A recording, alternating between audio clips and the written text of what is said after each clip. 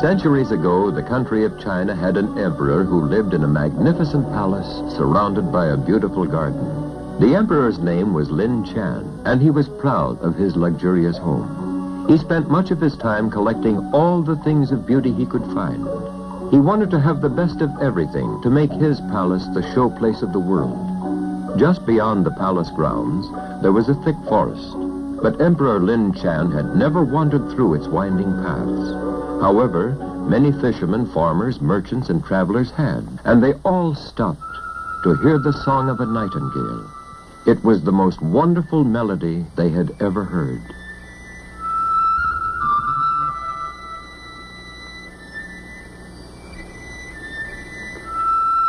Even though the palace was greatly admired by everyone, those that heard the nightingale all agreed that its song was the most beautiful thing in all the land. One day, a message was brought to Emperor Lin Chan. It was from another emperor who had visited Lin Chan's country. I enjoyed your beautiful nation, but most of all, I was enchanted by the voice of the nightingale. Nightingale? What nightingale? The king was angry. Others had found something beautiful in his own kingdom that he had not discovered. Find me this nightingale! He roared at his chief minister. The frightened minister had never heard of the wonderful bird, but he asked everyone in the palace. No one had heard of the bird, for they always lived within the courtyards. Finally, one kitchen girl said she knew of the bird, for she had often wandered through the woods gathering berries. She led the minister through many paths until they came to a clearing.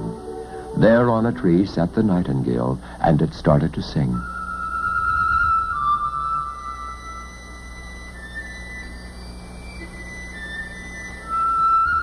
The minister knew this must be the bird the emperor wanted. Your emperor commands you to appear before him at the palace. The nightingale understood and swelled with pride to think she was to give a command performance. So off she went with the little girl and the minister to Emperor Lin Chan. A special stand had been prepared to receive the bird's concert at the palace.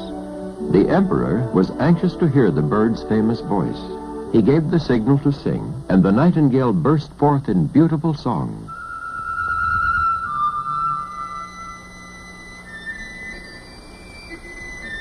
The emperor was amazed at the beautiful song. You must stay with me, nightingale, for I am the emperor and must have all things beautiful. The bird was proud to be the royal singer, and she burst forth with song again.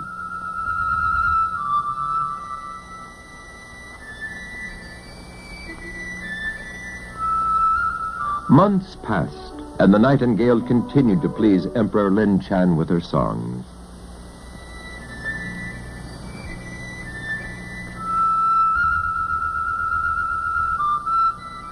One day, a mysterious package was brought to the palace along with a note. To the memory of my visit to your kingdom. A gift from one of my grateful visitors who enjoyed all this beauty. Indeed, it was a rare gift. A mechanical bird covered with beautiful jewels. What a beautiful present. The emperor wound up the spring, and the bird started to sing.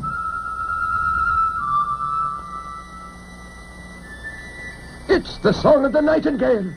True, it was an exact copy of the real bird's voice. This delighted Emperor Lin Chan.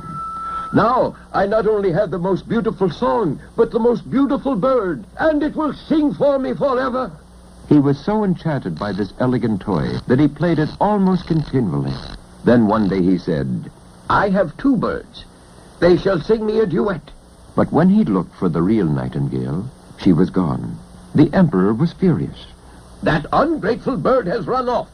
Never allow it in my palace again, for this shall be the royal singer. And so it was that the mechanical bird continued to give out its beautiful song for the pleasure of Lin Chan. The real nightingale had fled the palace with a broken heart, believing the emperor favored the new singing marvel. She sat among the branches as before, but her voice was stilled. Years passed, and the emperor listened to his beautiful mechanical bird. When one day,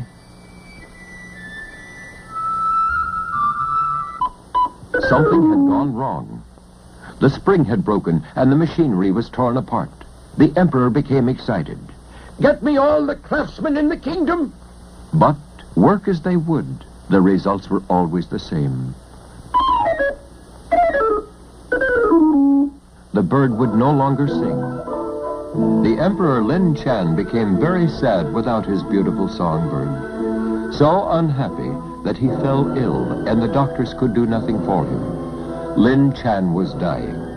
The whole kingdom was saddened.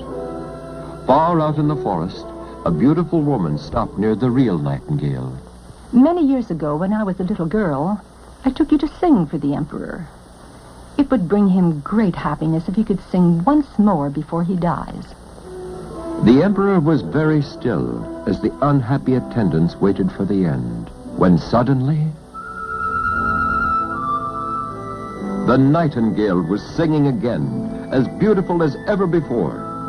The emperor opened his eyes, and strength surged through his whole body. The true nightingale's song made Lin Chan well and happy again.